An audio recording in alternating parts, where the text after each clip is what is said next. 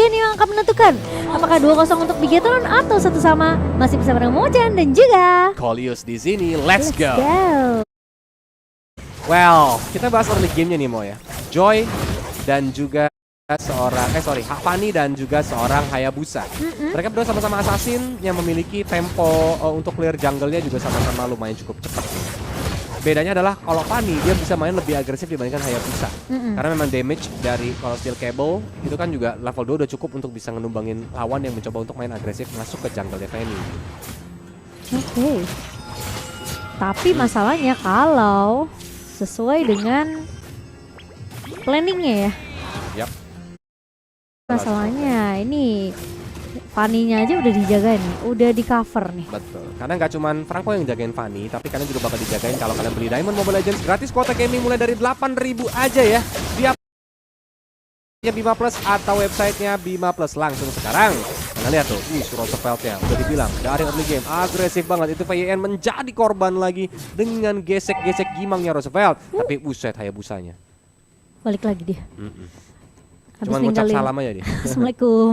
Tapi jangan lupa untuk download Nef juga teman-teman, karena kamu bisa dukung tim favorit kamu. Dan selain itu kalian juga bisa punya kesempatan untuk dapetin OVO dan GoPay senilai 100.000 per orang. Kapan lagi ya? Betul. Lagi banyak aktivitas di sana, langsung download sekarang. Iya, ini kalau ngelihat Bigetron Alpha memang agak sedikit tersiksa ya early-nya, jujur aja. Betul. Karena lagi-lagi Fanny-nya bisa muncul kapanpun. Tapi dari Super Ken tentunya tidak mau mengalah di arah early begitu saja kok. Betul, langsung diajar dengan Shadow Kill. Ya, tangkap itu Franco, bikin dia nggak bisa ngapa-ngapain. Dan turtle pertama muncul, harusnya ini bakal menjadi setup dari kedua tim ya, kelihatannya ya. Walaupun Fanny-nya harus berhati-hati karena performance sebentar lagi kadaluarsa. Kadaluarsa, benar. Tapi Sandstorm masuk dengan satu buah flicker dan kali ini di follow dengan sangat baik. Tapi ada satu buah Iron Hook. Bloody-Hand belum dimiliki oleh Egatizi kali ini. Sementara ada satu bokal altar yang akan menyelamatkan hidup dari seorang Moreno. Tapi apakah akan lama? Karena sudah dibuka satu buah PD aset dari Pang Lucu. Sementara Super Fin bisa saja terculik, tertarik lagi dengan satu buah Iron Hook. Dan Egatizi bersama dengan Ho-Ho yang akan menumbangkan seorang Super Fin. ini bad sih buat Pajajaran. Kelihatan nggak Pak? Ini mau hampir menit 3, goalnya bahkan gak beda jauh. Berarti Bigetron Alpha berhasil ngimbangin tempo yang mau dibuat sama dari Pajajaran nih. Iya, benar. Pelan-pelan lihatnya itu. Super Ken-nya langsung menuju ke arah Ho-Ho, tapi sayang tadi Phantom Shuriken-nya nggak connect. Iya. Makanya Shadow Kill-nya kepisah-pisah tuh atau mencar. Kalau connect ke arah Ho-Ho itu Ho-Ho bisa ke take down sih. Marknya ya. Iya. Nggak kena itu, tapi it's okay dari Super Ken. Memaksakan sebenarnya Ho-Ho untuk recall balik, tapi kali ini Raging Sensei connect lagi karena dua pemain. Dan bahkan satu pemain yaitu Egatizi harus hilang, tapi Zorizo putar balik. Kembali dia melihat Ho-Ho sudah kembali ke area pertempuran.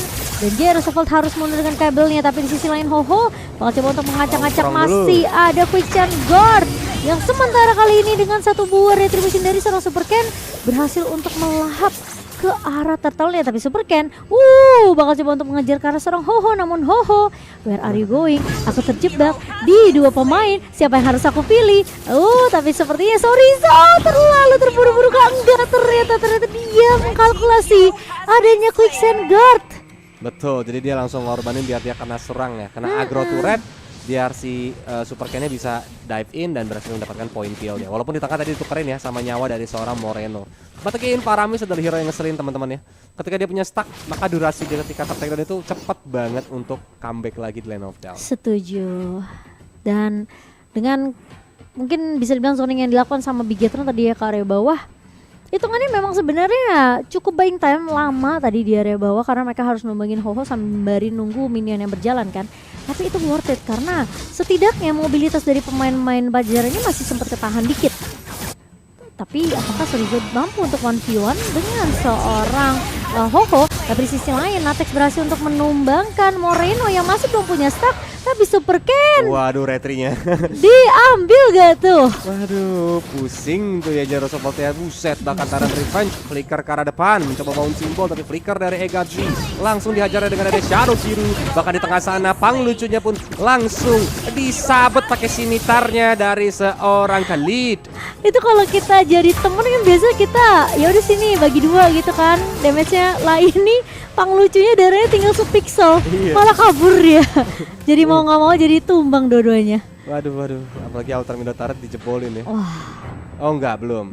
masih di bisa. cover dengan cukup baik karena tadi minionnya tinggal dikit dan daripada digigit Franco repot ya. Oke, Franconya tapi soalnya belum dikasih Rabies. waduh, tapi kali ini Supercan masuk dengan satu buah ultimate dan bahkan itu setup yang bagus dari Superfin juga dengan satu buah Tyrant Revenge. Dan pemain-pemain dari Pajajaran sepertinya mereka udah mulai kehilangan arah. Padahal bisa dibilang early yang sempat dipegang sama Pajajaran sekarang udah seakan-akan sia-sia karena satu persatu pemain dari Pajajaran udah mulai keculik. Yap, dan ini menit 5 beda goldnya 4.000 lebih, hampir 5.000 loh Mot. Itu semenjak purple-nya dicuri sih. Yes, Zeroes of Old, dia jadi kayak mau bowling. mulai pasif nih. Ya udah mulai pusing karena mau coba ngincar ke arah gold lane pun udah mulai sulit ya ke arah 1-1. Pertama Saken itu sendiri kan pasti otomatis bakal ada covernya kayak Superfin, ataupun kalau memang dia mainnya sendiri kayak gini, damage-nya tuh nggak cukup untuk instant kill dia dengan 2 steel cable dan 1 cutthroat.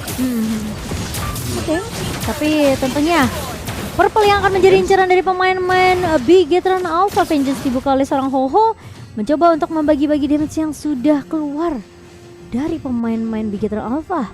Tapi Ho-Oh tentunya tidak akan mudah ditumbangkan. Sementara Turtle kali ini yang akan menjadi objektif yang akan diamankan oleh Bigetron Alpha di menit yang ke-6. Dan Saken lihat, dia tiba-tiba udah dapetin 3 turret aja Bigetron nih. Diam-diam kalem dia ya, toponya turret hancur semua sama Saken. Iya. Nah, what a nice objective sih dari seorang Saken ya. Aku udah bilang 7 menit pertama dia pokoknya di bukunya isinya turret.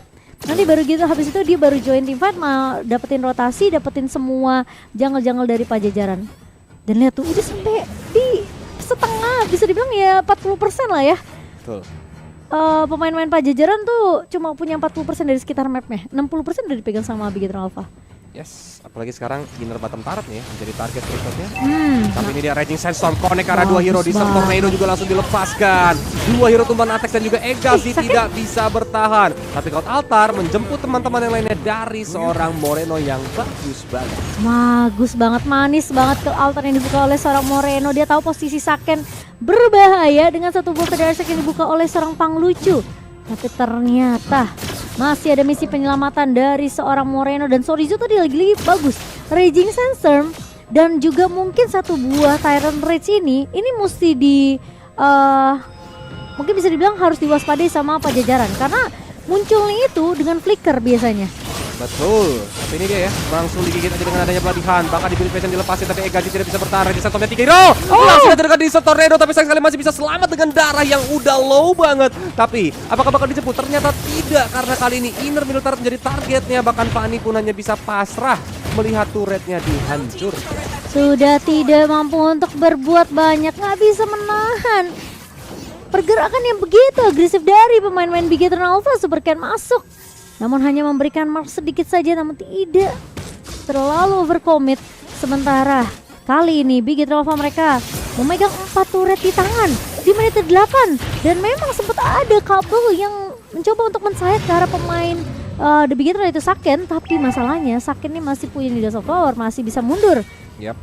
That's why ya kayak kita bilang awal ketika draft, it's too greedy sih Mo. Iya Karena kan? kenapa? Mereka nggak punya tahan badan. Kedua, mereka nggak punya crowd control. Bayangin, crowd controlnya cuma berharap di Iron Hook Franco dan juga Bloodihan-nya. Farsha pun yes, dia punya immobilize, tapi kan itu kecil banget, 1 detik kalau nggak salah dari seorang Farsha itu sendiri. Atau bahkan slow effect dari Monian Crystal Joy is not enough teman-teman ya. Karena kalau udah kayak gini, ketika nanti Fanny dan Joy-nya masuk, semua target, semua mata dari teman-teman Bigetron Alpha itu bakal ke arah Fanny ataupun Joy.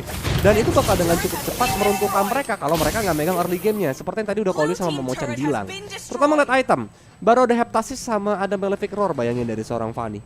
Itu duitnya baru 4.000. Sedangkan kalau dilihat dari teman-teman Bigetron Alpha, lihat dari seorang One aja dikit lagi udah menjadi Wind of Nature. Udah ada Wind Talker, udah ada DHS, Corrosion, dan Hayabusa Supercan pun udah ada BOD juga, udah mau menuju ke area Endless Battle, Hunter Strike juga udah ada. Jadi ini bakal menjadi macam-macam cukup mumpuni untuk bisa menyayat mereka semua. Oke, tapi kali ini Lordnya sudah mulai berjalan di area mid terlebih dahulu. Satu bakal alat dibuka, tapi Superfin masuk dengan satu buat Iron Rage dan Konik ke arah 2 pemain dan bahkan Atex tumbang. Supercat masih mau lebih, Shadow Kill-nya dibuka dan bahkan Eiga TZ tumbang. Kali ini menyisakan 3 pemain. Jerusalem mencoba untuk memberikan perlawanan namun tidak ada purple buff, membuat energi dari seorang Jerusalem tentunya akan bocor. Sementara bermain dengan objektif adalah kunci dari Beginner Alpha. Mereka harus bersabar, harus bermain setidaknya lebih disiplin karena lagi-lagi ini Pajajaran mereka masih bisa untuk melakukan defense, masih punya high ground dari seorang Panglucu, masih bisa melakukan clear cepat juga. Namun Super Ken. Buset. Lempar Phantom Shuriken, pindah bayangan ya kan, Coach Shadow ke depan dia, Srebeo langsung mundur lagi. Iya, apalagi dia bawa Apa tuh? Master Assassin. Master Assassin. Ini Shadow Kirunya pun langsung dilepasin, Panglucu hampirnya tumbang. Itu kalau Panglucunya tumbang mau gamenya bisa end loh. Iya. Karena nggak ada defense. Paling Beatrix lah yang bisa nge-defense. Cuman item dari Beatrix juga kurang mumpuni deh tuh. Beatrix aja nggak sakit, bahkan gerobaknya setengah darah doang damage-nya ke arah gerobak atau katapult. Iya, dan anggapannya Natex sekali ditabrak sama Tyrant Revenge juga pasti kalau ada follow up dari Saken bisa tumbang gitu. Ya, belum lagi tadi tuh kan Raging Sandstorm dengan Flicker gitu. Combo itu udah terlalu mumpuni untuk konekin ke beberapa hero sekaligus. Oke, dan kita akan melihat harusnya ini menunggu Lord yang kedua ya. Karena Beginner Alpha pun mereka, kecuali mereka bisa tumbangin 2-3 pemain sebelum ada Lord, itu akan sedikit berbeda cerita. Dan Jerusalem dia nggak punya banyak chance sebenarnya di sini karena lagi-lagi nggak punya purple buff dan cuma bisa split push aja. Dan harusnya pemain-pemain dari Beginner Alpha mereka lumayan tahu lah potensi dari Pajajaran untuk bisa ngelakuin split push. Masalahnya di map ini apakah mereka sadar bahwa ada yang menghilang? Tapi Bloodihan connect dari sini dan lihat Sorizo masuk dengan Raging Sandstorm yang begitu baik dengan satu buah flicker nih, ada bahkan legendary untuk seorang Super Ken. Di sisi belakang ada Jerusalem namun dia sendirian karena 3 pemain lainnya tentu sudah low, harus mundur. Dan pemain dari Beginner Alpha mereka memegang kendali tim fight saat ini. Gak butuh Lord, masih bisa ngebuka ke arah konsilnya kali ini. Superman udah mulai masuk, Finn masuk dengan satu buah flicker tapi satu buah Feather Astrek bakal coba dibuka. Tapi ternyata Super Ken tidak terhentikan dan bahkan Sorizo sempat ditumbangkan. Namun kali ini apakah pemain-pemain dari Pajajaran mereka masih bisa untuk melakukan end? Enggak, ternyata masih bisa ditahan. Beda Goldnya sebenarnya jauh Mo, cuma memang sayangnya adalah mereka cobain untuk maksa di mana tadi detik minionnya tuh mau spawn Mo. 12-10 Mo, itu di detik minion spawn yang bakal ngebuat defensif dari teman-teman Pajajaran masih bakal cukup kuat. Terutama tadi Natex sama Panglucu tuh masih hidup. That's why Kolius kira tadi begitu Alpha mau ke arah Lord, ternyata enggak, mereka mau cobain gamenya dan ini nggak berhasil. Baik ya, malah mereka memberikan nyawa dari Sorizo. Untungnya Sorizo tuh baru dapetin 2 poin kill.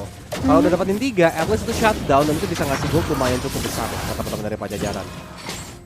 Oke, dan sekarang Lord memang jadi kunci yang penting yang bisa didapatkan oleh Beginner Alpha untuk melakukan end game karena gimana pun mereka masih respect dengan adanya Feather Aspect dari seorang Panglucu. Tapi Superfin melihat celah tersebut yang bisa dicuri yaitu Jerusalem yang sendirian lagi bersihin minion di area bawah. Instan ya, langsung hilang dia dari Land of Down.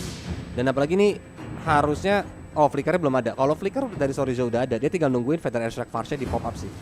Farsha pop up Feather Airstrike langsung diajar dengan Raging Sandstorm dan flicker nih. Tapi Lordnya lumayan cukup cepat ya, walaupun manage minionnya lumayan cukup rapi dari antara top dan juga midnya. Ditarik ke bawah Lordnya dari seorang Hongo. Tapi seperti Super Ken terlalu dalam dia tadi masuk. Iron Hook-nya tadi connect ke arah Sorizo di follow up dengan adanya Cold Altar. Ini membuat Bigetron harusnya paling cuma bisa dapetin 1 base turret bawah lagi untuk botakin base turret. Dan masih belum bisa end game-nya nih.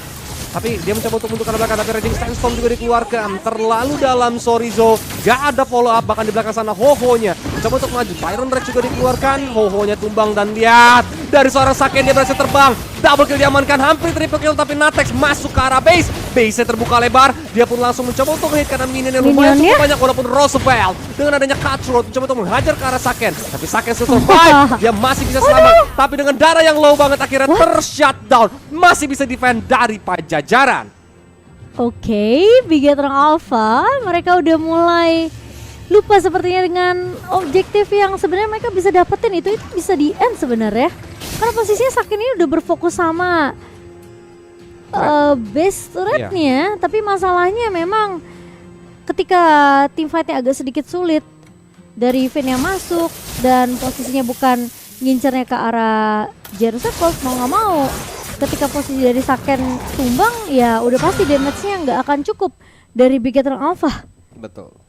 Tadi nggak tahu Wheel of Nature kepencet gak sih? Raging Sandstorm ternyata ketahuan Ega di sana. Walaupun di follow up dengan Radia Bloody Hunt, Killing Tree dapetin attack tapi sepertinya Shadow Hero masih Wheel of Nature tapi dihambat oleh VYN yang bagus banget. Nateknya langsung dihajar begitu saja. Bahkan Ho darahnya low tapi Joe Reservoir dengan adanya Steel Cable berhasil men-shutdown seorang Moreno.